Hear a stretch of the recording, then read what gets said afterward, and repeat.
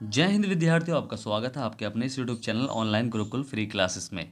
हम कर रहे हैं तैयारी बोर्ड एग्जाम की में दो चर वाले रैखिक समीकरण युग्म यानी चैप्टर नंबर 3 के मोस्ट इंपोर्टेंट प्रश्न जो बोर्ड एग्जाम में जो बार बार आए हैं, बार बार रिपीट हुए हैं और ऐसे क्वेश्चन बहुत आसानी से सॉल्व हो सकते हैं। ठीक है, तो ध्यान से देखिए, समझे वीडियो को। चैनल पर नए हैं तो चैनल को सब्सक्राइब करें, साथ ही साथ बेल आइकन कॉल पर सेट करें ताकि आपको आने वाले लेटेस्ट वीडियो की नोटिफिकेशंस मिल सके। ठीक है, तो चलिए जल्दी से शुरू करते हैं इस वीडियो को। कोई भी जो दो चर वाला रैखिक समीकरण युग्म होता है ना, वो इन चार विधियों से सॉल्व हो सकता है। ग्राफ्य विधि से, प्रतिस्थापन विधि से, विलोपन विधि से और वज्रघूर्णन विधि से। तो हमें ग्राफ्य विधि तो पक्की करनी ही करनी है, क्योंकि एक क्वेश्चन तो जरूर आएगा इससे 100%, और यही क्वेश्चन आएगा, ऐसे ही क्वेश्चन आएगा, बस आपको डिजिट थोड़ी चेंज मिलेगी जो मैं आपको करवाने वाला हूँ आज। ठीक है, और बाकी तीन विधि में से आपको किसी भी एक विधि में परफेक्ट होना है, विलोपन विधि में या प्रतिस्थापन विधि में या वज्रघूर्णन विधि में। यानी मैं आपसे कहूँ कि कोई भी दो चर वाला रैखिक समीकरण युग्म इन चारों विधि से सॉल्व हो सकता है।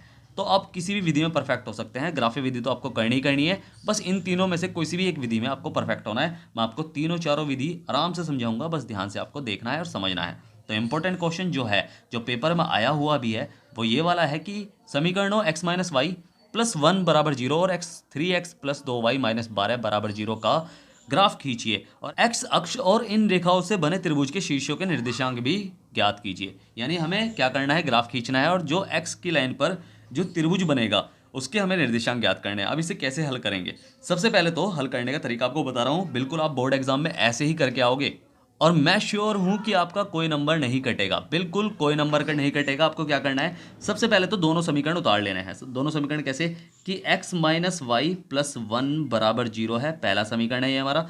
और ये हमारा है कि 3x प्लस 2y और माइनस 12 बराबर 0, ये हमारा दूसरा समीकरण है। सबसे पहले हमें क्या करना है, किसी भी एक समीकरण से आपको दोनों समीकरणों से दो दो मान निकालने हैं। वैसे तो किसी भी एक समीकरण से पहले निकाल लो, उसके बाद दूसरे समीकरण से निकाल लो। ठीक है, अब पेपर में क्या होता है कि जैसे आपके स्कूल के पेपर होते हैं या फिर आपके टीचर जो होते हैं आपको तीन तीन चार चार मान ज्ञात करना सिखाते हैं कि चार मान निकालो इसके और चार मान निकालो इसके।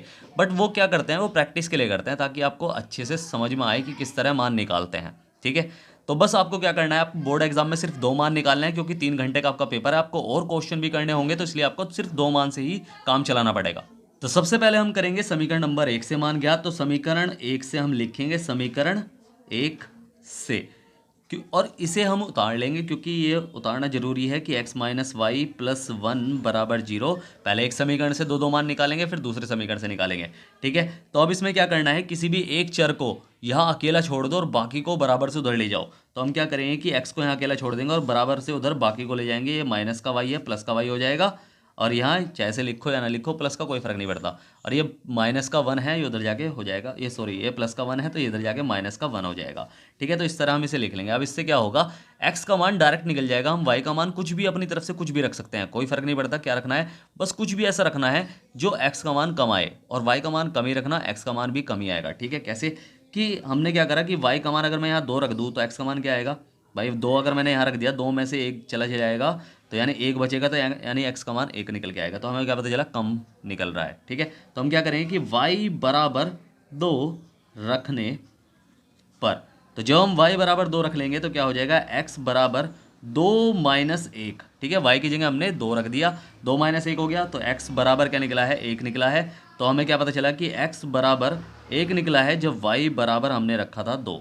ठीक है, अब ऐसे ही दूसरा मान भी हम निकाल लेंगे। तो इस बार हम क्या रखें, y बराबर 3 रख लो तो भी कोई प्रॉब्लम नहीं है, या फिर 1 रख लो, कोई दिक्कत नहीं है। अब भी चलो 1 ही रख लो कि y बराबर 1 रखने पर अब इससे क्या होगा कि दोबारा हम क्या करेंगे कि x बराबर, अब हम y की जगह 1 रख रहे हैं तो यहाँ 1 रख लेंगे, 1 माइनस 1 हो जाएगा। तो x बराबर 1 में से 1 गया तो 0 बचेगा, यानी x बराबर 0 निकला है जब y बराबर हमने रखा था 1। तो ये हमने दो दो मान निकाल लिए, हमने एक x के 2 और y के 2 हमने मान निकाल लिए। अब ऐसे ही आपको दूसरे समीकरण से भी करना है। तो समीकरण नंबर 2 से हम लिखेंगे समीकरण 2 से, इससे क्या करना है, पहले तो समीकरण नंबर 2 उतारो कि 3x प्लस 2y माइनस 12 बराबर 0। अगर डिटेल में समझना है तो डिस्क्रिप्शन बॉक्स में मैंने लिंक दे रखी है पुरानी वीडियो की, जिसमें मैंने डिटेल में समझा रखे हैं। ठीक है, तो आप उससे प्रैक्टिस भी कर सकते हैं। ठीक है, तो हमें क्या करना है, वही एक चर का मान, एक चर अकेला छोड़ दो यहाँ, बाकी को सारों को उधर ले जाओ। ठीक है, या उधर फेंक दो। ठीक है, तो क्या हो जाएगा, 3x यहाँ अकेला छोड़ दो अभी तो फिलहाल। यहाँ ये प्लस का 2y है तो माइनस का y हो जाएगा, वो भी 2। ठीक है, माइनस का 2y हो जाएगा, बराबर से उधर जाके ये माइनस का 12 है, प्लस का 12 हो जाएगा। ठीक है, अब हमें क्या करना है कि यहाँ x अकेला छोड़ना है और नीचे पहुँच जाएगा वहाँ, यहाँ गुणा में है ना 3, तो उधर जाके भाग में पहुँच जाएगा, तो माइनस का 2y प्लस 12 और बटे में हो जाएगा 3।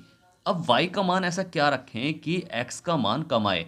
अगर मैं यहाँ 9 रख दूँ तो 9 दूनी 18। अच्छा देखो, कैलकुलेशन पूरी करनी है।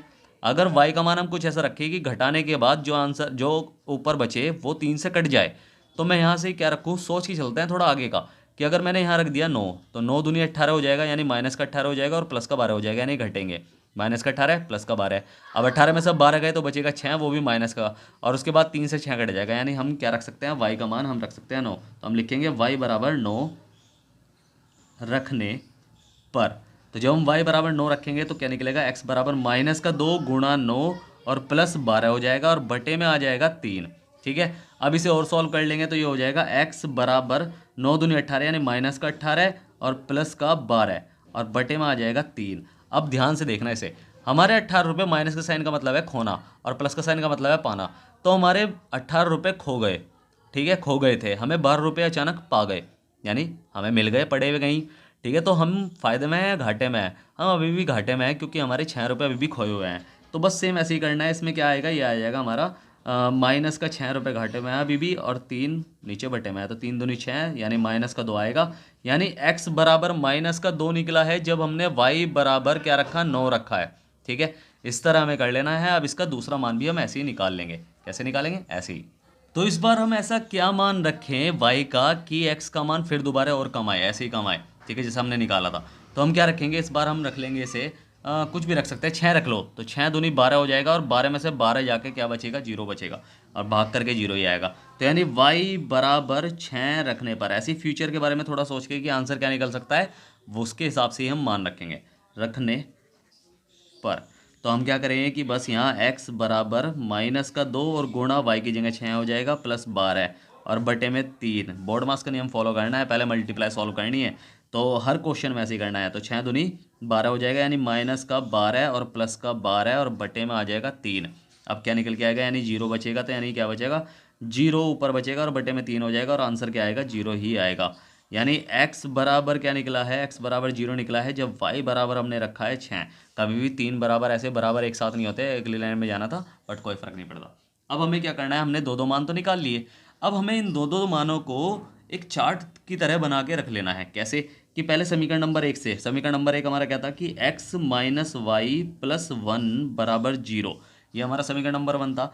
इसमें हमने दो मान निकाले थे x और y के। ठीक है, अब x और y के हमने क्या क्या मान निकाले थे, वही मान हमें इसमें रखने हैं। कैसे रखने हैं भाई, y का मान हमने 2 रखा था, तो x का मान 1 आया था ना, और उसके बाद 0 आया था, और x का मान हमने 1 रखा था जब। ठीक है, तो ऐसे करके हमें चार्ट बनाना है। अब चार्ट कैसे बनाना है, इसे एक कॉलम सा बना के इसे रख लो, थोड़ा सुंदर सा दिखेगा। मैं तो, आप तो वीडियो बना लोगे, मैं ऐसे ही बना रहा हूँ। ठीक है, ऐसे एक कॉलम सा बना लो, और इस कॉलम को आपको ऐसे रख देना है, और बस एक सजा देना टाइप से, थोड़ा अच्छा सा लगेगा कि हमने मान अलग अलग करके दिखा दिए। ठीक है, तो ये हमने इस तरह बना लिया। अब ऐसे ही समीकरण नंबर 2 से भी बना लो, सेम टू सेम ऐसे ही बनाना है समीकरण नंबर 2 से। तो हम लिख लेंगे समीकरण नंबर 2 क्या था हमारा, समीकरण नंबर 2 भी आप लिख सकते हैं कि यह होगा आपका 3x प्लस 2y, और फिर आपका -12 था, -12 बराबर 0। ठीक है, अब इसमें भी हमने क्या क्या करा था कि पहले x का मान हमने क्या निकला था और y का मान क्या निकला था, दोनों सेम टू सेम ऐसे लिखना है। ठीक है, x का मान हमारा -2 निकला है जो हमने मान रखा था y का 9। ठीक है, और इस बार हमारा x का मान 0 निकला है, और y का जो हमने मान रखा था 6, तो 0 और 6।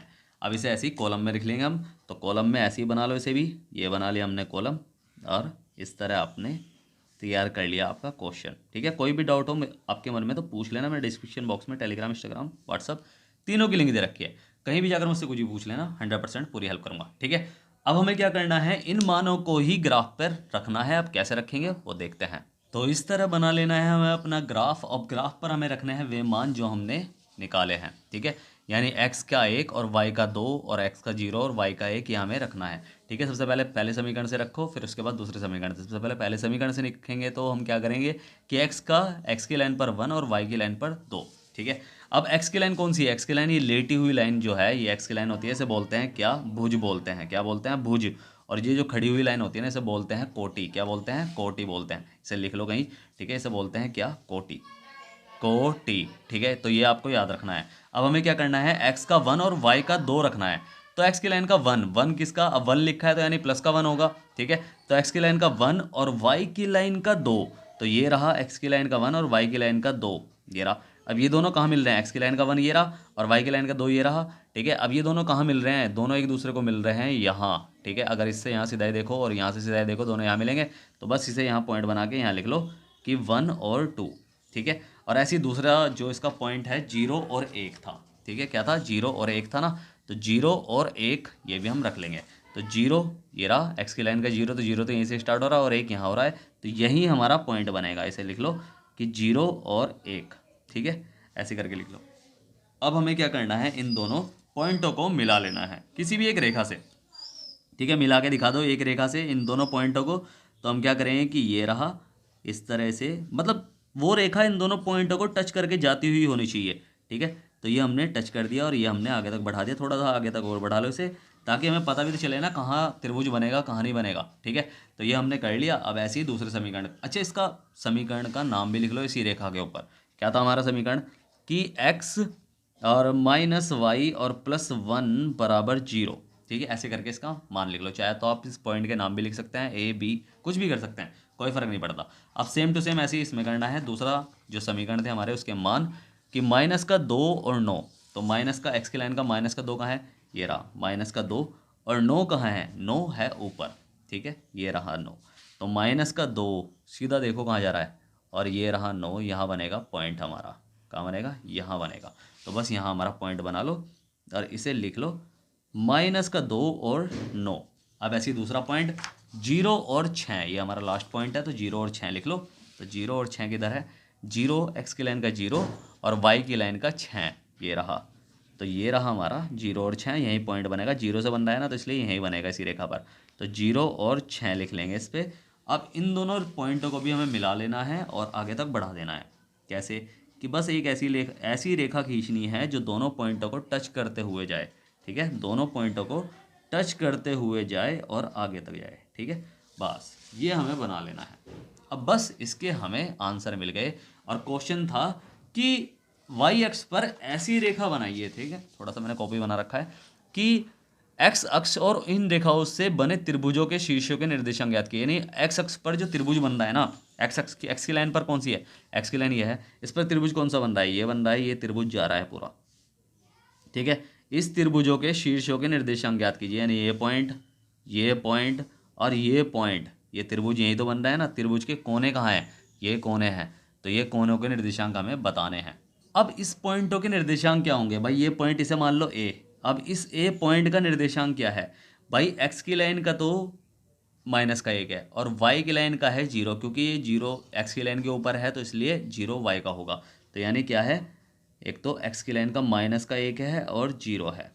ठीक है, अब ये हमारा बी पॉइंट है। अब बी पॉइंट का इसका निर्देशांक क्या है, इस बी पॉइंट का, इस बी पॉइंट का ये भी एक्स की लाइन पर है, यानी वाई का इसका 0 होगा, यानी एक्स की लाइन की कौन से पे है, 4 पे है, तो 4 और 0। और ये हमारा सी पॉइंट है, इसे सी पॉइंट बना लो, सी पॉइंट लिख लो इसका। तो ये सी पॉइंट है हमारा, तो सी पॉइंट का निर्देशांक क्या है, वाई की लाइन का तो 3 है और एक्स की लाइन का क्या है, एक्स की लाइन का है 2। ठीक है, ये रहा 2, सीधा ही में जा रहा है ना, तो एक्स की लाइन का 2 और 2, क्योंकि एक्स पहला आता है ना, कोई भी निर्देशांक ऐसे रूप में होता है एक्स और वाई के रूप में, तो पहला एक्स वाला पद फिर वाई वाला पद, तो एक्स की लाइन का 2 और वाई की लाइन का 3, और यही हमारे तीनों निर्देशांक है। इसे कॉपी पे आप लिख सकते हैं। कैसे लिख सकते हैं कि ये रहे आपका आंसर कि एक्स अक्ष पर बने त्रिभुज ए बी सी लिख लो उसे, क्योंकि वो पॉइंट बना लिया हमने, ए बी सी के निर्देशांक बराबर क्या है, एक तो माइनस का 1 और 0 था, और दूसरा क्या था, दूसरा था हमारा कि 4 और 0 था, और तीसरा हमारा क्या था, तीसरा हमारा 2 और 3 था। ठीक है, 2 और 3 था, तो 2 और 3 है, और यही हमारा आंसर है। ठीक है, समझ में आया। कोई भी डाउट हो आप मुझसे पूछ लेना, मैंने डिस्क्रिप्शन बॉक्स में टेलीग्राम, इंस्टाग्राम, व्हाट्सअप तीनों की लिंक दे रखी है। वीडियो अच्छी लगी है सब्सक्राइब करें, शेयर करें जितना हो सके, ताकि आपकी तैयारी आपके दोस्तों तक भी पहुंच सके। ठीक है, मतलब ये तैयारी आप जितनी कर रहे हैं उतनी दोस्तों तक भी हो सके। ठीक है, तो मिलते हैं फिर अगली वीडियो में, तब तक के लिए bye bye tata see you. Channel को सब्सक्राइब जरूर करें। ठीक है, बाय बाय।